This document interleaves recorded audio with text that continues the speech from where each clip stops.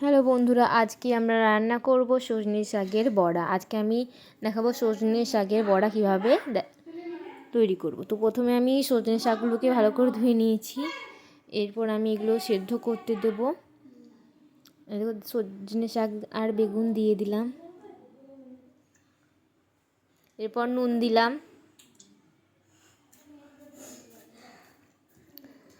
দিয়ে দিয়েছি। এরপরে জল দিয়ে দিয়েছি। দেখুন আমাদের সজনে শাক সেদ্ধ হয়ে গেছে। এবার সজনে শাকটিকে ছেঁকে নিলাম, সজনে শাক আর বেগুন ছেঁকে নিলাম।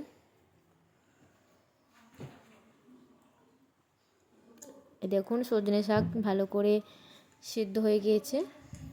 সজনে শাক আছে, এখানে নুন, হলুদ, জিরে, লঙ্কা, আদা রসুন বাটা, ডিম নিয়েছি একটা, পেঁয়াজ কুচি।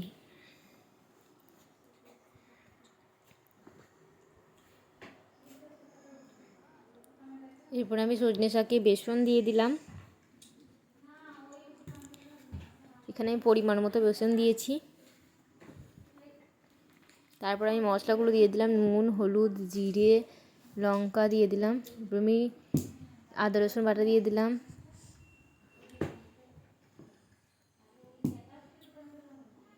এরপরে আমি ডিম আর পেঁয়াজ কুচি দিয়ে ভালো করে মাখিয়ে নিলাম।